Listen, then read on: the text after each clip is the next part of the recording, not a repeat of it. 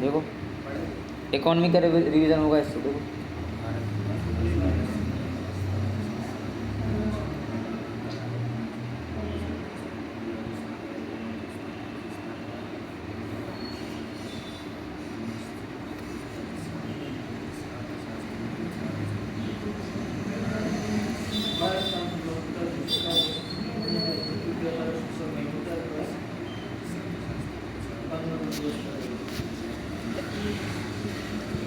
जो चीज़ें बहुत ज़्यादा ज़रूरी है उनको हाईलाइट किया गया है। देखो आप, सबसे पहला क्वेश्चन तो यही आपका ज़रूरी होता है कि अर्थशास्त्र के जनक, है ना। हाँ, तो अर्थशास्त्र के जनक कौन है? Adam Smith. ठीक है। फिर उसके बाद अर्थशास्त्र की छोटी इकाइयाँ या आर्थिक इकाइयों का अध्ययन करने के लिए अर्थशास्त्र की किस शाखा का अध्ययन किया, किस शाखा में बांटा गया है? हाँ, व्यष्टि को, माइक्रो में। ठीक है, दो प्रकार से अर्थशास्त्र को बांटा गया है, समष्टि और व्यष्टि। ठीक है, तो व्यष्टि के जनक कौन है? हाँ, देखो अर्थशास्त्र के जनक भी एडम स्मिथ है और व्यष्टि अर्थशास्त्र के भी कौन है? Adam Smith. फिर समष्टि अर्थशास्त्र क्या है? कुल अर्थशास्त्र की एक अलग शाखा के रूप में आरंभ करने का श्रेय किसको जाता है? प्रोफेसर मॉडल कीन्स, यानी कि जेएम कीन्स आता है, जॉन कीन्स आता है। ठीक है, कीन्स का नाम याद रखना। हाँ, कीन्स का नाम याद रखना। समष्टि अर्थशास्त्र के जनक किन्हें माना जाता है? कीन्स को। और बाकी आपको अर्थव्यवस्था के बारे में पता होगा। तो भारतीय व्यवस्था किस प्रकार की अर्थव्यवस्था है? विकासशील अर्थव्यवस्था, और अगर वैसे देखा जाए तो मिश्रित अर्थव्यवस्था। ठीक है। अगला, भारतीय अर्थव्यवस्था की मुख्य विशेषताएं क्या है? सबसे पहले तो कृषि की प्रधानता, प्रति व्यक्ति आय न्यूनतम है और बढ़ती हुई बेरोजगारी। ये क्या है भारतीय अर्थव्यवस्था की? हाँ, विशेषता। भारत की अर्थव्यवस्था मिश्रित अर्थव्यवस्था है, बताया ना, मिश्रित और विकासशील दोनों, ध्यान रखना। ठीक है, जिसमें क्या है, सार्वजनिक और निजी क्षेत्र। मिश्रित अर्थव्यवस्था की व्यवस्था क्या होती है? ये क्या, उसमें सार्वजनिक क्षेत्र और निजी क्षेत्र दोनों क्या कहें, मिल के काम करते हैं। ठीक है। हाँ, इस अर्थव्यवस्था में पूंजीवादी और समाजवादी अर्थव्यवस्था दोनों क्या है, दोनों की विशेषताएं क्या है, समाहित होती हैं।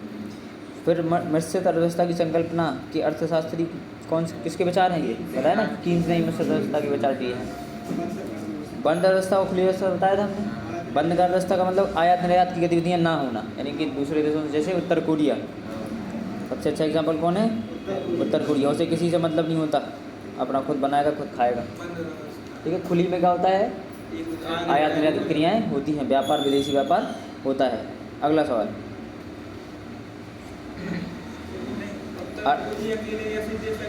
और भी होंगे छोटे छोटे देश, लेकिन सबसे मेन आप देखोगे, जैसे आप समझते हो, जानते हो, वो ये है। देखो फिर अर्थव्यवस्था के क्षेत्र कितने? 3 क्षेत्र इसमें लिखे हैं, प्राथमिक, द्वितीयक और तृतीयक। प्राथमिक क्षेत्र माने प्राइमरी सेक्टर, कौन कौन आते हैं? कृषि और भूमि, है ना। कृषि से संबंधित जो प्राकृतिक संसाधन कह लो जिन्हें कहेंगे। ठीक है, कृषि हो गया, वन हो गया, मत्स्य हो गया, खनन हो गया, उत्खनन हो गया। ठीक है, कृषि और से संबंधित गतिविधियाँ। जबकि द्वितीय क्षेत्र कौन होते हैं? जो प्राथमिक क्षेत्रकों पर क्या हो, निर्भर होते हैं, जैसे उद्योग, निर्माण, विद्युत, गैस, जलापूर्ति, ये सब सारी चीज़ें। ठीक है।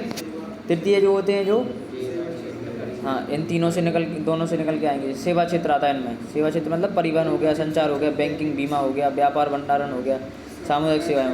और हमने आपको चौथा और 5वां क्षेत्र बताया था। चौथा 5वां क्षेत्र भी याद रखना इसका ना। 5वां भी, हाँ, 5वां ये जो क्या बोलते, कार्यपालिका जैसे कह सकते हो आप, निर्णय लेने वाली संस्थाएं, बड़े काम करने वाली। ठीक है। चौथा क्षेत्र में कौन आता है? सेवाएं नहीं, वो क्या बोलते हैं आपको, शोध संस्थान। चौथे में क्या आते हैं?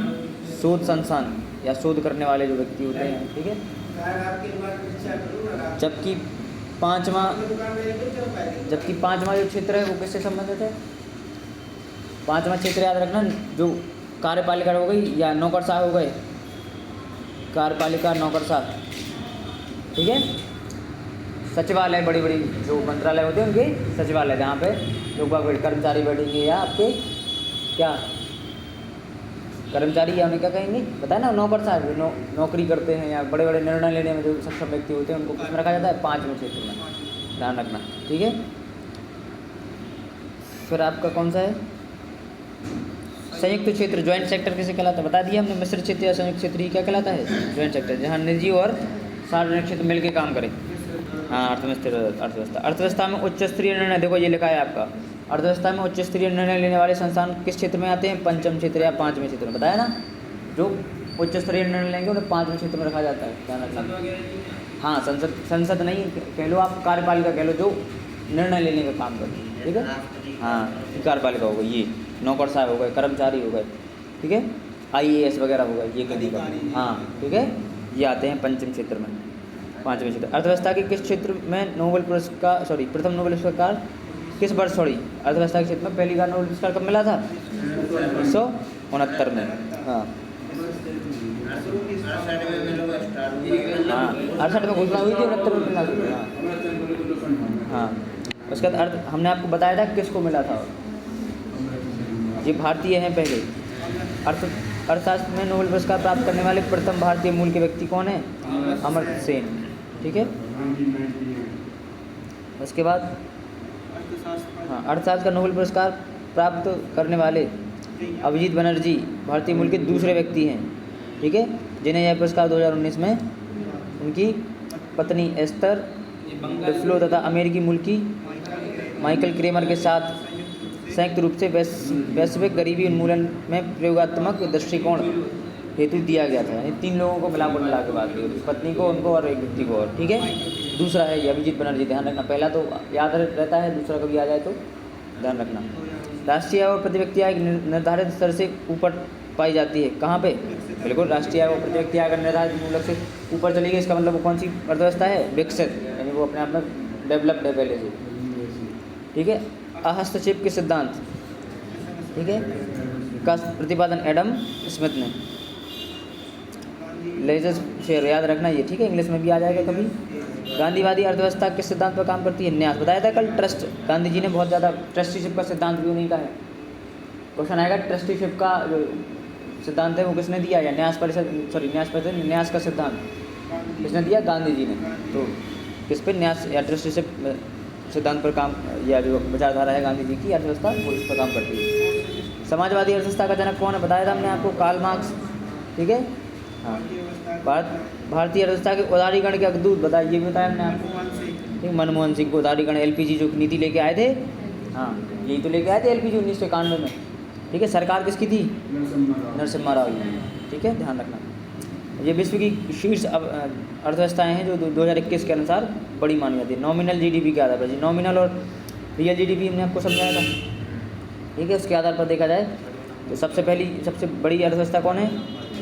अमेरिका, दूसरी चीन, तीसरी जापान, चौथी हाँ पाँचवीं, छठवीं भारत। तो ध्यान रखना, भारत कौन सी बड़ी अर्थव्यवस्था है? नॉमिनल GDP के साथ तो छठवीं।